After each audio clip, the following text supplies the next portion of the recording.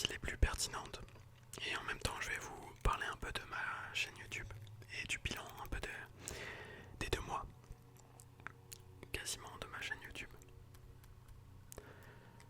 Et surtout parce que je dois vous parler de la suite de ma chaîne. Donc,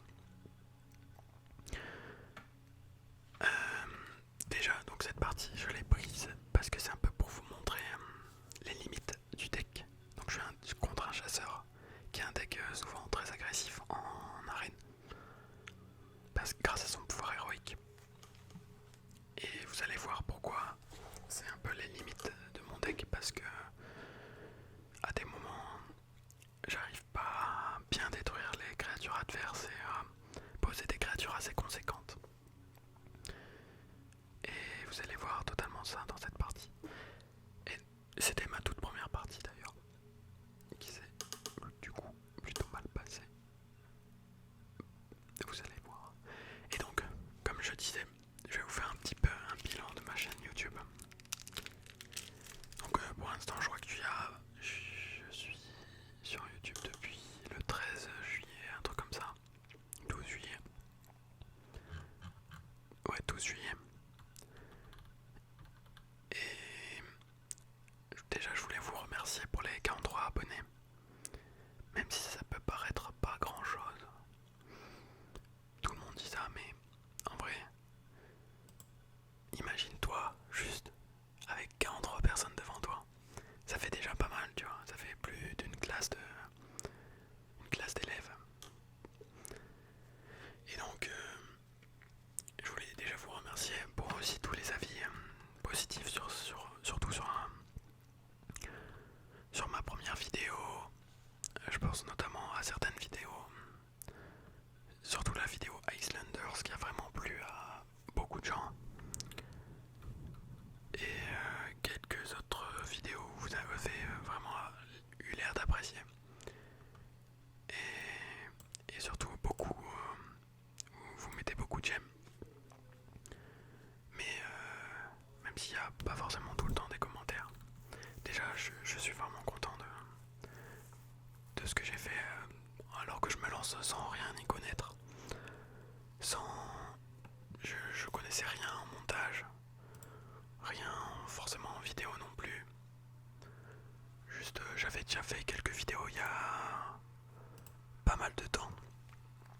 En 2013 peut-être, un truc comme ça. Et vraiment je m'y plais, je kiffe ça.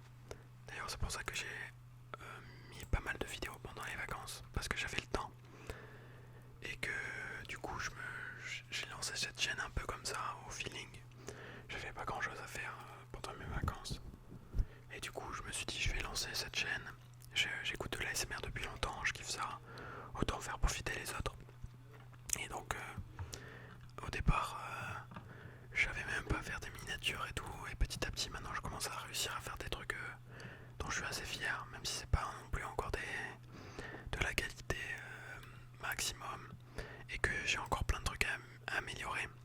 J'essaye de m'améliorer vraiment au fur et à mesure, de faire toujours plus, de toujours essayer de faire de la meilleure qualité et de proposer des choses de plus en plus pertinentes. Surtout en montage audio, j'ai des idées, j'ai vraiment pas mal d'idées. Déjà, je sais pas si vous avez vu Roleplay Sorcier, j'ai quelques petits trucs à tester.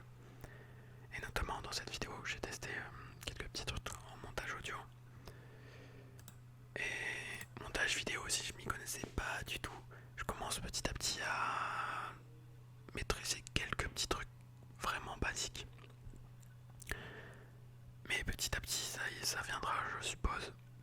Et donc je voulais surtout vous dire que le rythme de vidéo allait sûrement baisser d'ici début septembre, parce que je suis étudiant, comme vous le savez peut-être, et donc j'aurai forcément moins de temps pour tourner des vidéos.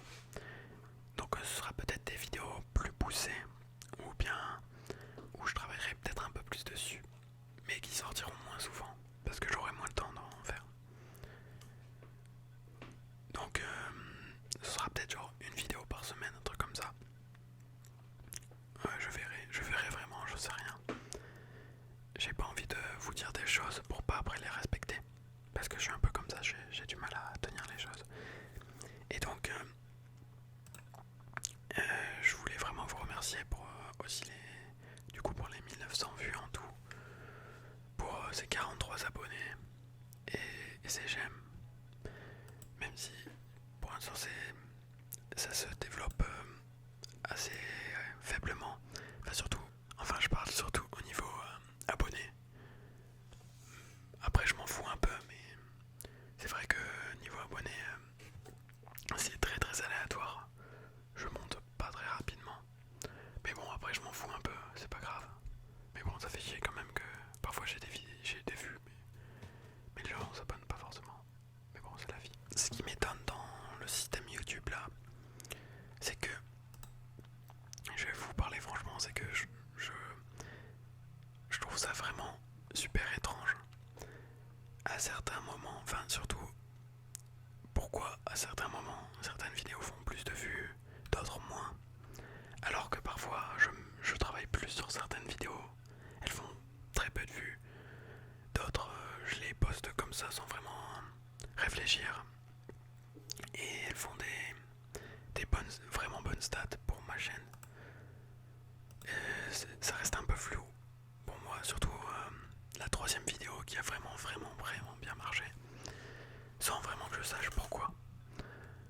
Parce que c'est un roleplay assez différent et qui est vraiment court en plus.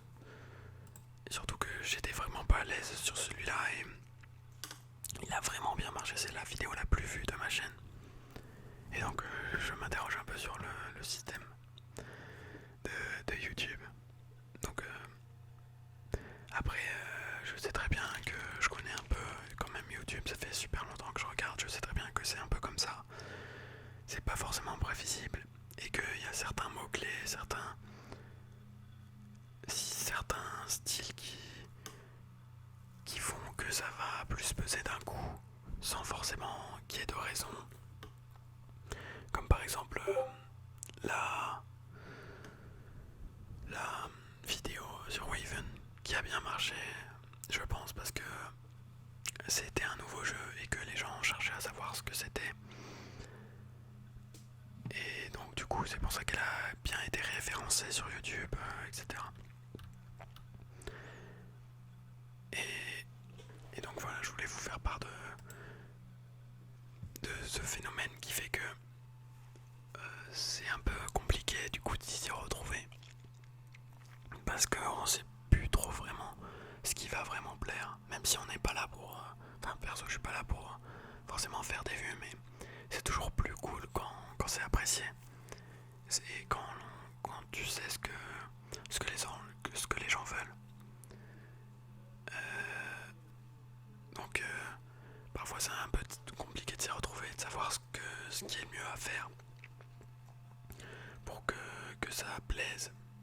Et même si au fond je suis pas forcément là pour ça, c'est toujours mieux s'il y a plus d'audience, si l'audience augmente. Surtout que parfois ça me débite un peu sur certains trucs, des vidéos que je travaille qui marchent pas forcément comme je l'aurais voulu, et d'autres qui fonctionnent sans que je le prévoie vraiment. Bref. J'espère que vous aurez toujours rendez-vous quand même si je continue. Et donc on se retrouve maintenant pour une deuxième partie du best-of, on va dire, qui est assez intéressante parce qu'elle est super longue pour une partie d'arène, parce que normalement les parties d'arène c'est assez court, enfin assez court, 10 minutes quoi, parce que les decks, il y a souvent un deck, souvent le deck adverse qui prend, ou le tien qui prend l'avantage rapidement, et vu qu'on n'a pas les cartes qu'on veut, on peut rapidement se retrouver dans la merde ou gagner rapidement. Mais là vous allez voir que cette partie elle est vraiment intéressante parce qu'elle est vraiment longue et super cool du coup à commenter. Du coup là je vais vraiment retourner sur le commentaire, et si j'ai d'autres choses à dire sur ma chaîne YouTube je le dirai, mais je pense pas.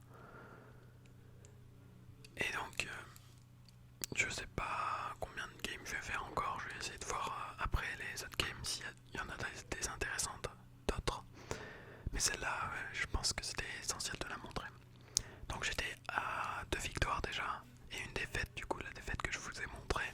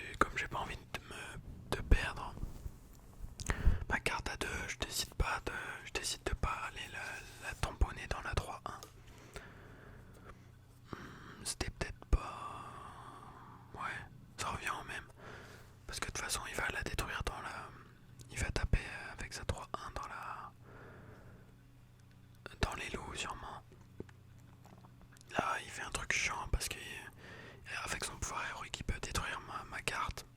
Et là, il se retrouve avec un avantage de board. Parce qu'il a réussi à tout détruire dans son tour. Et moi, j'ai 2 cristaux de mana bloqués à cause des loups. Donc je pose le seul truc que je peux poser, un petit serviteur provocation 1-2 avec poison, mais qui peut me détruire facilement. Et au prochain tour, est-ce que je vais... Et le truc chiant, c'est que j'ai pas vraiment de truc à faire au prochain tour super cool, à part poser le dragon peut-être, mais qui va pouvoir peut-être me détruire assez facilement, donc c'est pas ouf. Je pourrais peut-être faire la pièce et Grava, mais Grava me semble super important, donc autant pas l'utiliser maintenant. Même si j'hésite, vous voyez bien. J'hésite même peut-être à faire le sort pour détruire une des 2 cartes. Mais finalement je vais poser la carte, même si ça peut lui donner un avantage avec les pièces. J'ai pas grand chose d'autre à faire. Il faut que je tank pour pouvoir après, peut-être prochain tour, utiliser la pièce et invoquer l'ours sur un truc qu'il invoque. Si jamais. Là dans tous les cas, s'il a rien d'autre, il peut juste me détruire mon monstre avec ces 2 cartes. Avec ces 2 monstres. Mais s'il pose... mais juste reposer peut-être un autre monstre, mais il n'y a pas grand chose qui est vraiment fort en tout cas. À part s'il avait un gros serviteur, là ça va, c'est une 3-8. C'est un peu chiant, mais c'est pas non plus la mort quoi. Surtout que je vais pouvoir poser du coup l'ours de guerre, qui va pouvoir détruire sa carte. Là il utilise les pièces quand même, et il va réinvoquer un truc du coup. Et même limite ça m'arrange, ça m'offre plus de possibilités parce que son monstre me permet de jouer mes cartes plus facilement avec un cristaux de moins. Elles sont tous moins 1 de cristaux. Donc là du coup j'invoque l'ours comme c'était prévu qui a rué et qui permet donc d'aller chercher la carte qui était à 3-8. Et je peux donc comme mon totem est protégé, je décide de l'invoquer quand même. Parce qu'il est protégé par la protection. Mais bon, il peut quand même les détruire. Je sais pas si c'était une bonne idée, j'aurais peut-être dû attendre avant de poser le totem. Mais finalement, ça va parce que... Ah non, non, non, ouais, il le détruit quand même. Je sais pas, ouais, dans tous les cas, il l'aurait détruit avec un sort. Donc en vrai, ça aurait rien changé. Mais c'était peut-être pas la meilleure des solutions de le poser maintenant. J'aurais peut-être dû attendre. Là, comme grâce à son serviteur, je peux poser le Grossilisque pour 7 alors que normalement j'aurais rien eu à faire à part le Grava. Donc ça m'aurait empêché de jouer le Grava. Mais là du coup ça va, grâce à son serviteur je peux jouer le Grava. Enfin je peux jouer le Grossilisque. Et du coup, la grosse chance, grâce au laquais, le seul laquais que j'ai récupéré du totem, je le transforme en un serviteur qui coûte 1 de plus et je tombe sur Ysera, l'une des cartes les plus fortes en arène parce qu'elle est très résistante, 12 points de vie. Et que à chaque fin de tour, elle donne des cartes plutôt OP. Et donc, qui est vraiment fort pour le coup, parce que là, du coup, ça me donne des cartes qui vont vraiment bien me servir. Et donc, lui, il me la détruit pas, il continue à attaquer et à attaquer dans ma tête. Mais il a un peu raison parce que je commence à voir que 13 points de vie, ça commence à être peu.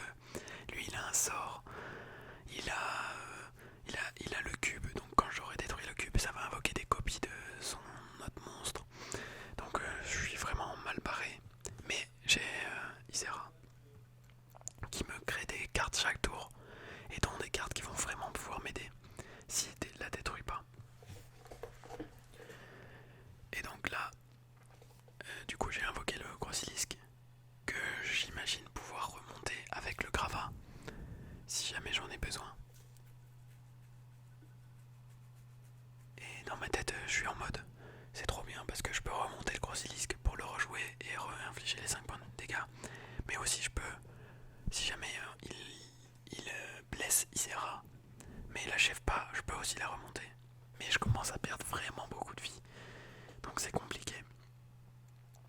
Et le secret me fait peur, c'est pour ça que j'attaque pas sur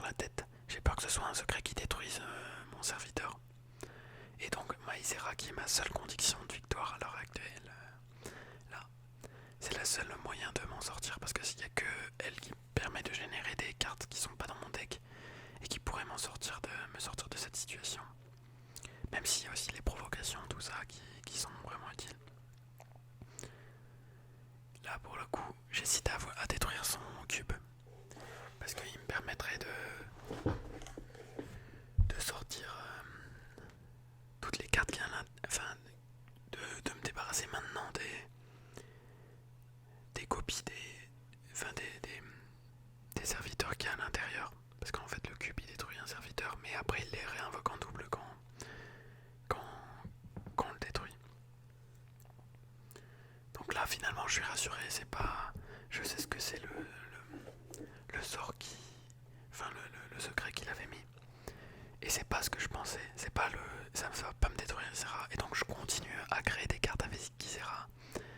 Et des cartes vraiment utiles. Parce que là j'ai Rêve qui va pouvoir, s'il détruit pas le cube, renvoyer le cube dans sa main.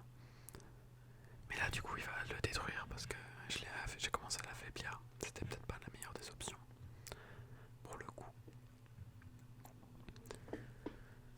Il m'invoque une grosse carte, mais ça va, j'ai de quoi le renvoyer dans la main.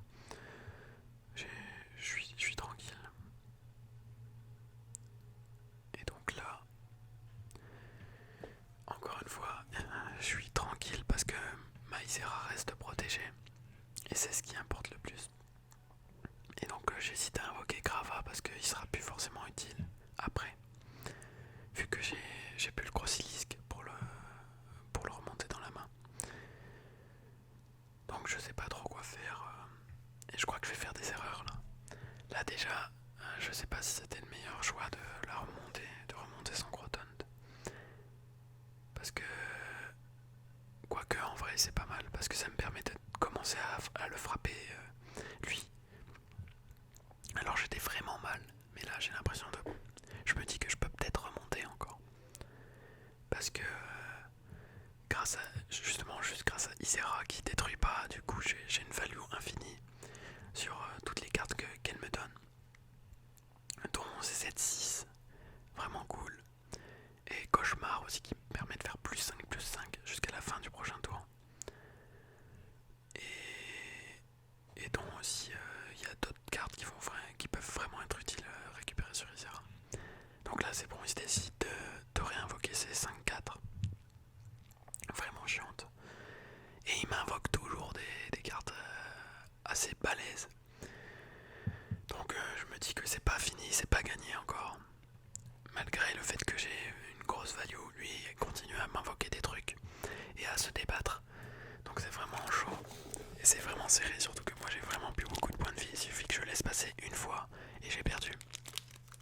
Surtout que là, il a 15 points de dégâts en face. Donc je lance mon sort d'AOE parce que de toute façon je pourrais pas le faire ensuite parce qu'il y aura plus forcément autant de cartes sur le terrain adverse et que là c'était plutôt pas mal. Mais je me dis que là c'est encore risqué parce que je suis encore à portée de n'importe quoi. Il suffit qu'il me détruise mon totem et après il peut encore m'infliger 5 points de dégâts dans la tête. Et là ça devient vraiment chaud parce qu'il peut me détruire avec n'importe quoi.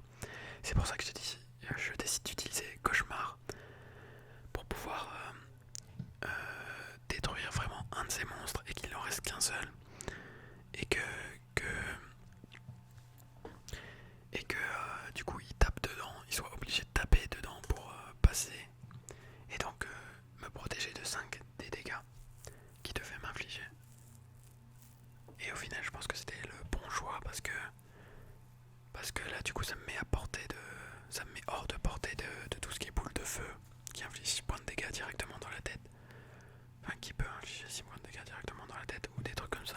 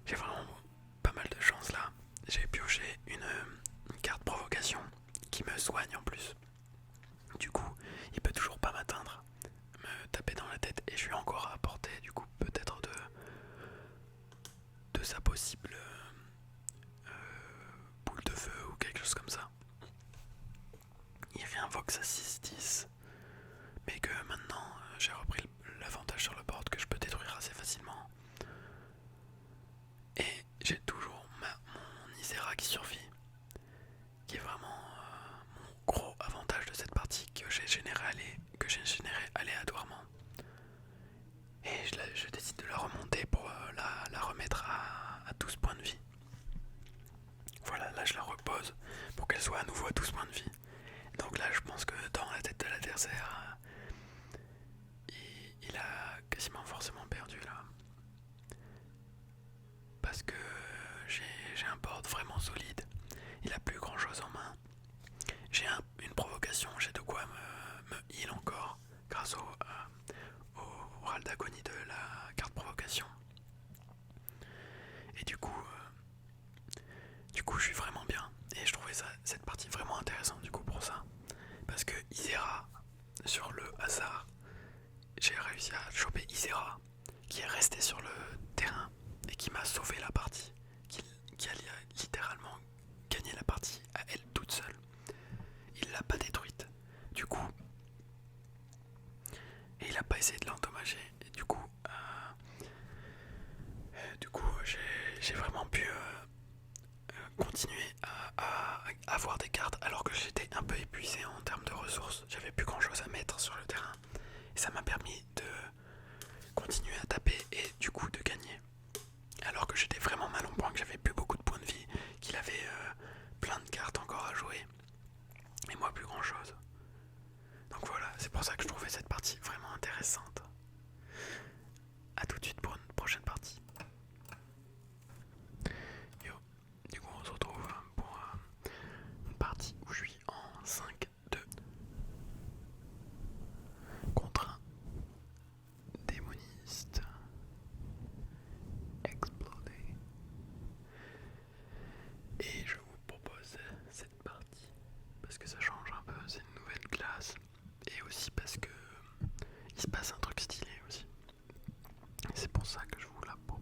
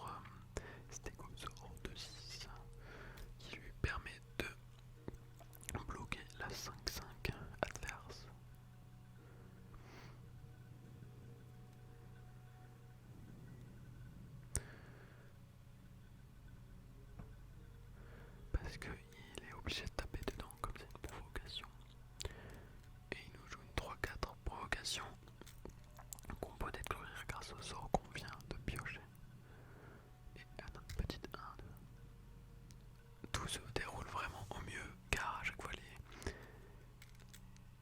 les créatures peuvent vraiment détruire de manière optimale les monstres. Donc vraiment tout se passe bien.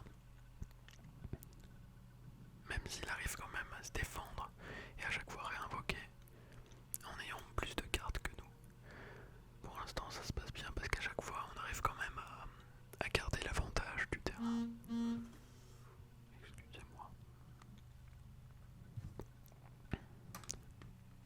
Plus on pioche à chaque fois vraiment que les bonnes cartes, c'est vraiment de la chance. De la chance. Et donc là en plus idéal parce qu'on a le gravat en main et on va pouvoir faire le fameux combo avec le Grossilisque qui permet de le renvoyer en main et du coup de le réjouer pour réinfliger 5 points de dégâts. Et infliger 5 points de dégâts c'est vraiment énorme, c'est vraiment super bien. Donc pouvoir réutiliser ce crit de guerre de cette carte, c'est vraiment super cool. Et c'est pour ça que je voulais vous montrer cette game. Parce que j'ai réussi à utiliser ce combo qui paraissait peut-être un peu trop prémédité, qui n'arrive pas forcément. Surtout que là en plus on vient de piocher une carte avec un crit de guerre intéressant à rejouer.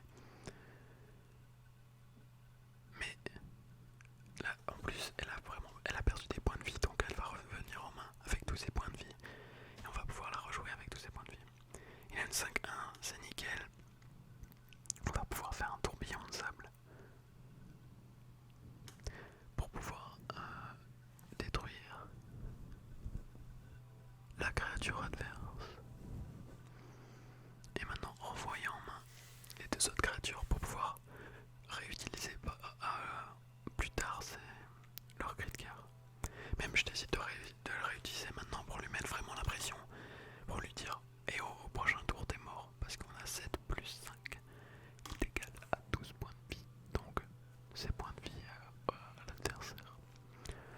Donc là s'il ne réagit pas, s'il se soigne pas, ou s'il met pas une provocation, ou s'il détruit pas nos serviteurs, il est mort.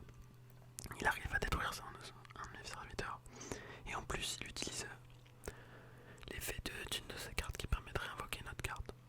Donc là j'aurais pu tout simplement aller dans sa tête, mais je préfère de jouer tranquillement pour pas me faire surpasser par lui.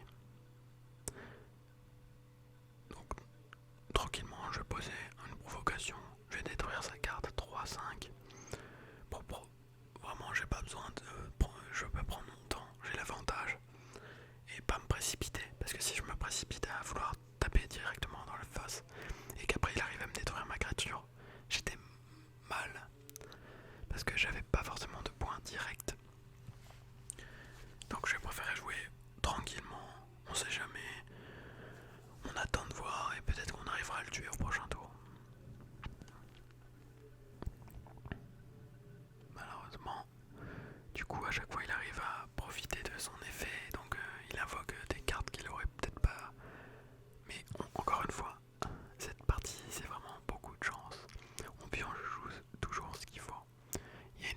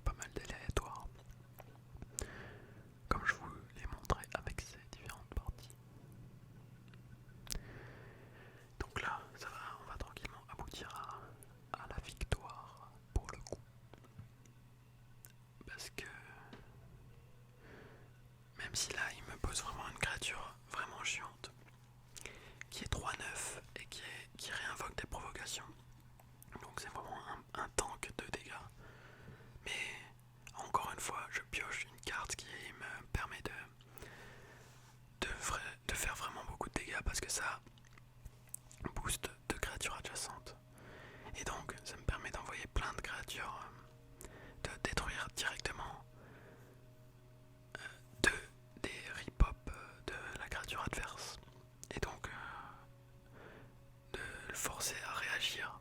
S'il fait pas une AOE là, il a perdu. Il n'y a que ça qui le sauve. Parce que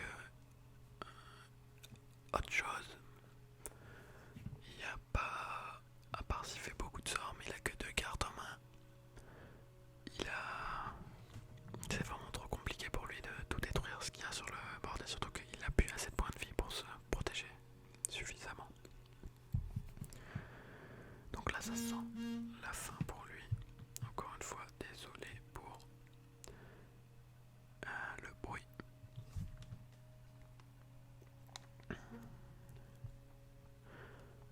C'est mon portable, tout le monde reçoit des messages. Et donc c'est une victoire. Parce qu'il n'a pas pu se défendre. Il a perdu ses points de vie petit à petit. Et j'ai eu beaucoup de chance aussi. Et on va enchaîner directement avec la dernière partie.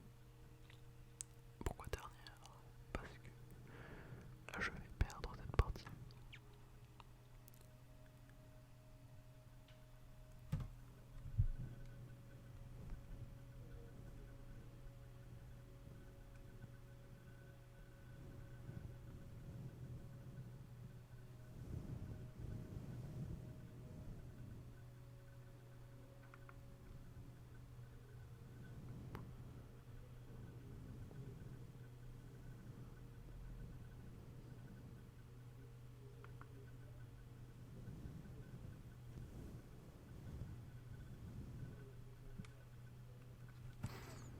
Et donc, on commence bien, pourtant on a ce qu'il faut, on a les meilleures cartes pour le début, et surtout le Trog, qui est vraiment pas mal. On a un Scarabée, ça va, on peut quand même jouer des trucs, on n'est pas sans défense. Lui il nous joue un petit loup, ça va, ça reste tranquille, on peut quand même même si on peut pas le tuer, on se défend quand même, on peut jouer la Murmie. Je décide de conserver la pièce, je sais pas si c'était forcément une bonne idée. Mais en vrai si, parce que du coup la carte à 4 que j'aurais découvert, j'aurais pas pu la jouer au tour prochain. Donc ouais, c'était une bonne idée en fait. Là je peux jouer le Scarabée ou la tempête de foudre. Et j'hésite. Là je décide de faire la tempête de foudre maintenant parce que ça me permet de faire vraiment beaucoup d'avantages, parce que je détruis directement toutes ces 2 créatures forcément. Grâce à la surcharge, ma créature est boostée. Et donc là au prochain tour, à cause de la surcharge, je vais pas pouvoir faire grand chose. Et c'est peut-être ça qui me nique un peu. Parce que là il booste sa créature. Une 2-5 et c'est un peu chiant à contrôler.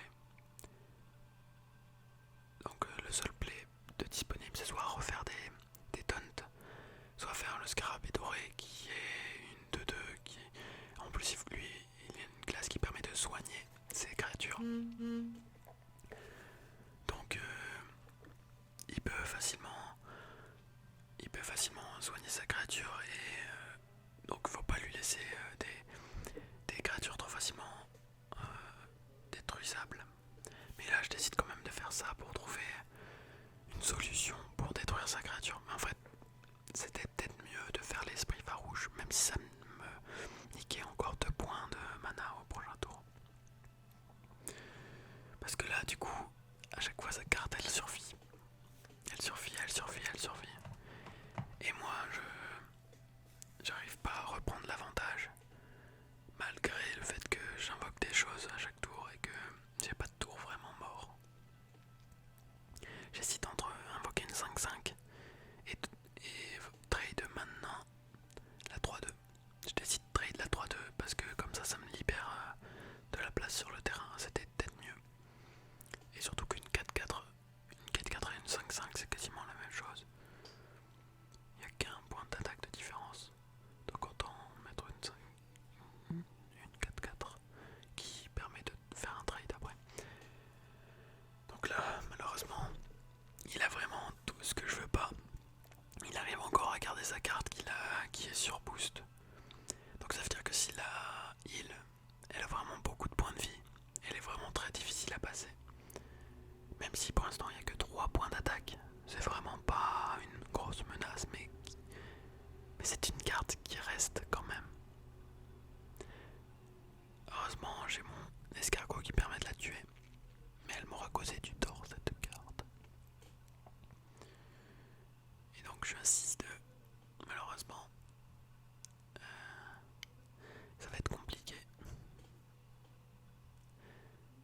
Parce que, enfin pour l'instant, en vrai, ça va, je suis bien.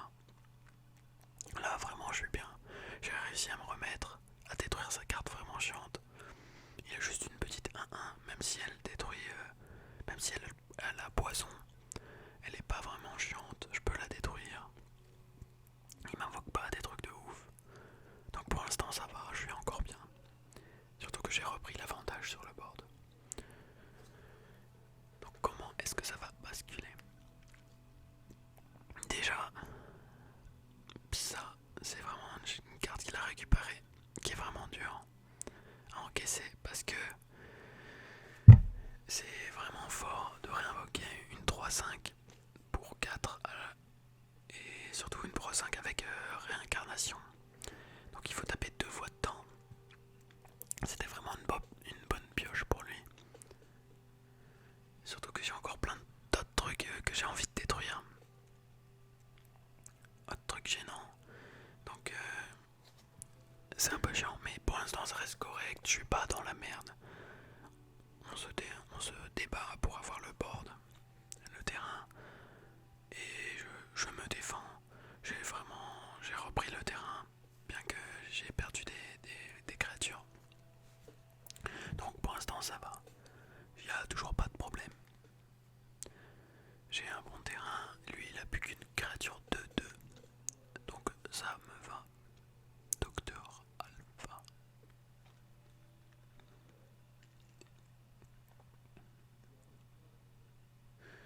Qu'est-ce qu'il va me faire? Il invoque un guette tempête. Un guette tempête.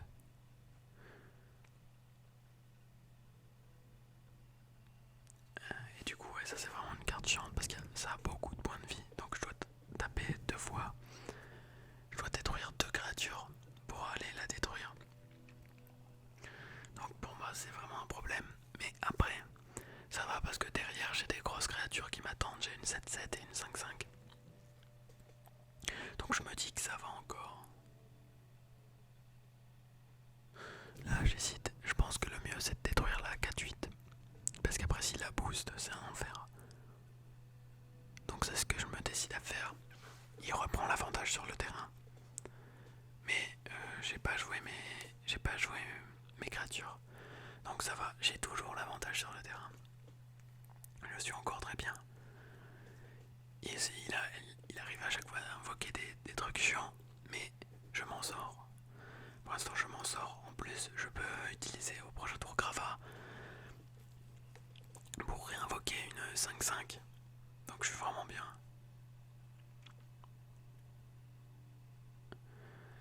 Après ça c'est chiant. Il booste sa créature qui a déjà 6 points de vie. Enfin 12 points de vie.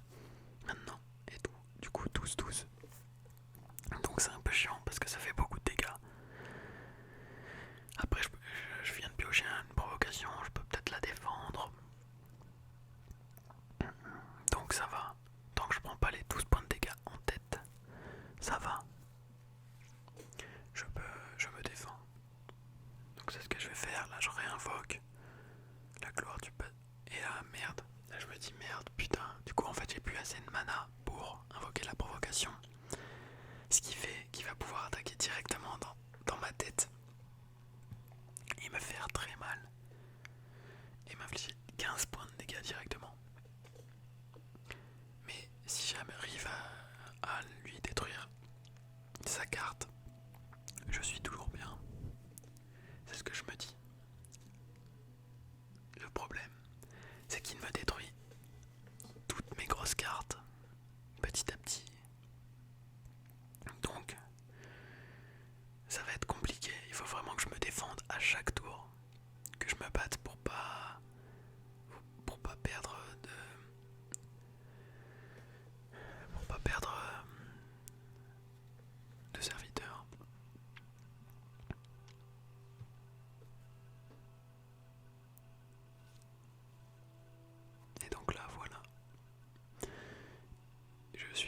bien, enfin j'ai plein de créatures, mais pas forcément des trucs de ouf. Et lui, pour l'instant, il peut toujours pas passer mes taunts, tous mes taunts. Et le problème, c'est que je vais plus en avoir là. Et que j'ai toujours pas assez de dégâts pour lui détruire ça très vite. Et là, malheureusement, j'ai rien pioché. Donc, je vais m'auto-détruire parce que je ne peux pas passer cette